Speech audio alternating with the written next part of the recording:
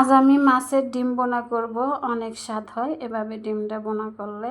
Hello everyone, কেমন আছেন সবাই? আশা করি ভালো আছেন। আপনাদের দয়ায় আমিও ভালো আছি আলহামদুলিল্লাহ।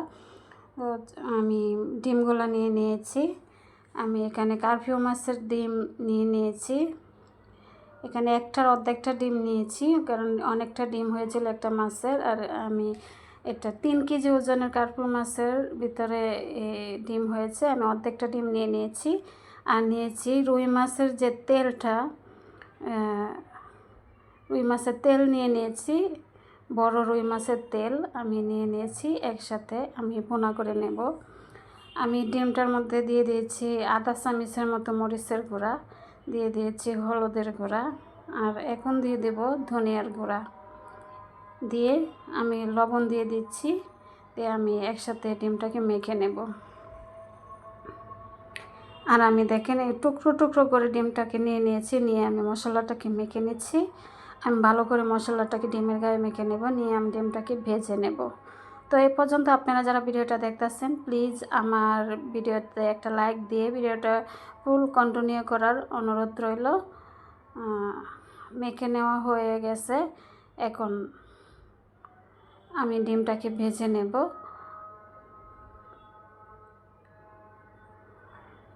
এখন আমি চুলায় একটা প্যান বসিয়ে দিয়েছি, দিয়ে আমি তেল দিয়ে দিয়েছি। আমি পরিমাণ মতো তেল দিয়ে দিয়েছি, দিয়ে আমি ডিমগুলোকে ভেজে নিচ্ছি। আর ডিমগুলোকে আমি 15 মিনিটের মতো রেস্টে রেখে দিয়েছিলাম মশলা মেখে। আমি সব কয়টা তেল, মাছের তেল আর ডিম সহ দিয়ে দিয়েছি।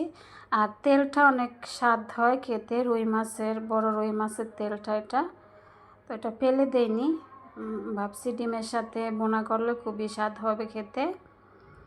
ডিমটা ভাজা হয়ে গেছে, আমি উল্টিয়ে দিচ্ছি। আমি সব কটা ডিম উল্টিয়ে দিয়েছি, দিয়ে ওই পাশে ভেজে নিব। আর এভাবে ডিমটা বোনা করলে সত্যি খুব মজা হয় খেতে। এই দেখুন ডিমটা কিন্তু সুন্দর দুই পাশে ভাজা হয়ে গেছে। এখন আমি ডিমগুলোকে উঠিয়ে নেব। আমি সব কয়টা ডিম উঠিয়ে নিচ্ছি। এখন এই তেলের মধ্যে আমি বেশি করে পেঁয়াজ কুচি দিয়ে দেব। আর এই ডিম বোনাটা এভাবে করলে পেঁয়াজটা বেশি দিতে হয়, তাই আমি বেশি করে পেঁয়াজ কুচি দিয়ে আমি পেঁয়াজটাকে ভেজে নেব, নেড়ে ছেড়ে ভেজে নেব। পেঁয়াজটা ভেজে নেওয়া হয়ে গেছে। এখানে আমি ডিম বোনাটার মধ্যে বাটা মশলা ইউজ করব না। আমি এখানে এখন দিয়ে দেব মরিচের গুঁড়া, দিয়ে দিয়েছি মরিচের গুঁড়া, দিয়ে দেব হলুদের গুঁড়া, আর দিয়ে দিয়েছি ধনিয়ার গুঁড়া। আবার স্বাদ মতো লবণ দিয়ে দিয়েছি। লবণটা একটু বুঝে দিতে হবে, কারণ ডিম মাখানোর মধ্যে আমি লবণ দিয়েছিলাম। একটু নেড়ে ছেড়ে নিয়ে মশলাটাকে আমি কষিয়ে নেব।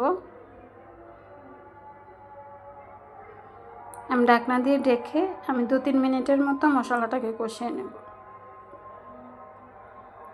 আমি ঢাকনাটা উঠিয়ে নিয়ে আমি মশলাটাকে নেড়ে চেড়ে দিচ্ছি। দেখুন সুন্দর কষানো হয়ে গেছে, তেলটা ছেড়ে দিয়েছে। এখন আমি ভেজে রাখা ডিমগুলো দিয়ে দিয়েছি। দিয়ে আমি ডিমগুলোকে নেড়ে ছেড়ে মশলার সাথে মিশিয়ে নিচ্ছি। আমি ভালো করে মশলার সাথে মিশিয়ে নিচ্ছি, নিয়ে একটু কষিয়ে নিয়ে তারপর আমি এখানে ঝোল দিয়ে দেব। তো আপনারা যে যেখান থেকে আমার ভিডিওটা দেখতেছেন, আপনাদেরকে অসংখ্য অসংখ্য ধন্যবাদ আপনাদের মূল্যবান সময় দিয়ে আমার ভিডিওটা দেখার জন্য। আর যারা সাবস্ক্রাইব করে দিয়েছেন আপনাদেরকে অসংখ্য অসংখ্য ধন্যবাদ। যারা করেননি প্লিজ আমার চ্যানেলটাকে সাবস্ক্রাইব করে দিয়ে আমার পাশে থাকার অনুরোধ রইল। আপনারা যদি আমার পাশে থাকেন তবে আমি এগিয়ে যেতে পারবো ইনশাল্লাহ। প্লিজ আপনারা লাইক দিতে যারা ভুলে গিয়েছেন, একটা লাইক দিয়ে আমার ভিডিওটা কন্টিনিউ করুন, কারণ আপনাদের একটা লাইক আমার কাছে অনেক মূল্যবান, আপনাদের মতো অনেক বন্ধুদের কাছে পৌঁছে দিতে সাহায্য করবে। তাই প্লিজ একটা লাইক দিয়ে দিন। আর দেখুন আমি ঝোলটা দিয়ে দিয়েছি, আর কালারটা দেখুন, কালারটাও কত সুন্দর এসেছে। এটা খেতে অনেক স্বাদ হয়েছিল। আমি এখন ঢাকনা দিয়ে ঢেকে রান্নাটা করে নেব। আপনারা কমেন্টে জানাবেন রান্নাটা কেমন হয়েছে। আপনাদের সুন্দর সুন্দর কমেন্ট পড়তে আমার খুবই ভালো লাগে। আমি ঢাকনাটা উঠিয়ে নেড়ে ছেড়ে দিয়ে আমি কাঁচামরিচ দিয়ে দেব। এই যে এখন আমি কাঁচামরিচ দিয়ে দিয়েছি। কাঁচামরিচ দিয়ে একটু রান্না করে তারপর আমি ধনেপাতা দিয়ে দেব। আর সত্যিই কিন্তু এই ডিম বোনাটা অনেক টেস্টি হয়েছিল, কারণ এখানে রুই মাছের তেলও আছে। সব মিলিয়ে অসাধারণ একটা স্বাদ হয়েছিল খেতে। আমি ঢাকনাটা উঠিয়ে নেড়েছেড়ে দিয়ে আমি এখন বেশি করে ধনেপাতা কুচি দিয়ে দেব। আর এই ডিম বোনাটাতে ধনেপাতা কুচি দিতেই হবে, কারণ ধনেপাতা কুচি না দিলে মানে যে একটা ফ্লেভার আসে সেটা আসে না, খুবই স্বাদ হয় ধনেপাতা কুচিটা দিলে। আমি বেশি করে ধনেপাতা কুচি দিয়ে নেড়েচেড়ে দিয়ে আর একটুখানি রান্নাটা করে নেব। আমি ঢাকনাটা দিয়ে আরও একটুখানি রান্না করে নেব। এখন একটু নেড়ে ছেড়ে দিয়ে আমি চুলাটাকে অফ করে দেব।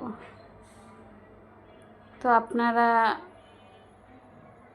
আপনাদেরকে অসংখ্য অসংখ্য ধন্যবাদ। আজকের মতো এখানেই রাখছি। পরবর্তী ভিডিওর জন্য পরবর্তী ভিডিও দেখার জন্য আপনাদেরকে আমন্ত্রণ রইল।